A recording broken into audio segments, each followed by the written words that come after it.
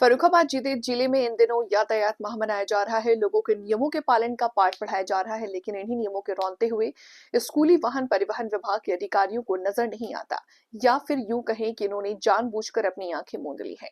यही कारण है कि क्षमता से अधिक बच्चों को बैठाकर पुराने वाहन शहर से लेकर के ग्रामीण क्षेत्रों तक सड़कों पर दौड़ रहे हैं, पर विभागीय अधिकारियों की नींद नहीं टूट रही। मंगलवार की सुबह स्कूल बहन गोला गौतम बुद्ध शिक्षण संस्थान कनकोली के स्कूल वैन में जा रहे थे छात्र, और स्कूल अनमिल खेलपुर में अचानक स्कूल वैन में आग लग गई। स्कूल के बच्चों ने कूद करके अपनी जान बचाई। देखते ही देखते वैन पूरी तरह से आग के लपट में आ गई। जांच पड़ताल की जा रही है। जगह जगह चालक नियमों को रौंदकर मासूमों की जान को खतरे में डालते नजर आ रहे हैं। बुधवार को यही स्थिति नजर आई। शहर के विभिन्न स्कूलों और कॉलेज में लगी प्राइवेट वाहन 7 सीटर वैन पर बीच में लकड़ी की बेंच डाल रखी थी। उसमें लगभग 15 से 20 छात्र छात्राएं को बैठाया गया था। जिनसे आए दिन हादसे हो रहे हैं, उसके रोकथाम के लिए क्या कार्रवाई की जा रही है? हाँ, कल एक प्रकरण संज्ञान में आया था जिसमें एक स्कूल वैन में आग लग गई थी और वो उसका फिटनेस ठीक नहीं था। इस घटना के तुरंत बाद से एक अभियान के तौर पर पुलिस और ARTO को निर्देशित किया गया है। उस क्रम में कल 10 गाड़ियों पर कार्रवाई ARTO ने किया, 1.5 लाख रुपए दंड भी लगाया। आज भी 2 गाड़ियों पर कार्रवाई किया है स्कूल से रिलेटेड, जिसमें लगभग 75,000 रुपये फाइन किया है। लगातार इसको अभियान चलाकर और सारे स्कूल प्रबंधकों को ये निर्देशित भी किया गया है कि मानक के हिसाब से फिटनेस सर्टिफिकेट और अन्य कानूनी प्रक्रियाओं का पूरा करके अपनी गाड़ी को चलाएं, अन्यथा उन पर दंडात्मक कार्रवाई भी की जाएगी।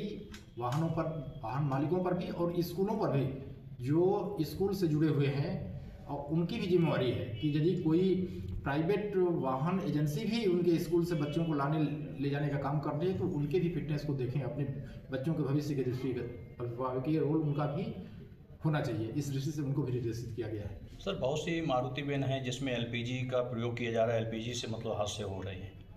हाँ, ये सब जो कमियां हैं, विसंगतियां हैं, उनको दूर करने के लिए, जैसे आज भी एक पर जो without permission modification LPG cylinder से चला रहा था वैन, तो उस पर 45,000 अर्थदंड लगाया गया है। ये अभियान लगातार चलाया जाएगा। आने ले जाने का काम किया जा रहा है, इस संबंध में क्या कार्रवाई की जा रही है आपके द्वारा?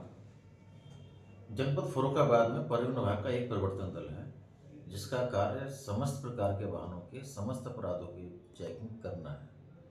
हमारे द्वारा ओवरलोड, हेलमेट, सीट बेल्ट, स्कूली वाहन, सभी प्रकार के वाहनों की चेकिंग की जाती है। प्रत्येक माह 15 से 20 वाहनों को चालान और निरुद्ध किया जाता है। स्कूल के वाहनों की जांच के लिए विद्यालय स्तर पर विद्यालय परिवहन सुरक्षा समिति का गठन किया गया है, जिसमें स्कूल के जो प्रबंधक हैं वो उसके अध्यक्ष होते हैं, और उसकी ड्यूटी यह है कि वो प्रत्येक माह जो भी वाहन विद्यालय में आ रहे हैं, किसी प्रकार के वाहन है, उनके प्रपत्रों की वो जांच करें। ये हमारे मोटर व्हीकल एक्ट में मेंशन स्पष्ट कर दिया गया है। और इसकी जब भी हम जिला स्तर पर 2 बैठकें होती हैं, जनवरी और जुलाई में, और इसी संबंध में एक स्पेशल बैठक भी हम लोगों ने बुलवाई थी जनपद स्तरीय, जिसमें जिला विद्यालय निरीक्षक और विशिष्ट शिक्षा अधिकारी को जिलाधिकारी महोदय को निर्देश दिया गया था कि आप उनकी पूरी सूचनाएं आप उपलब्ध कराएं।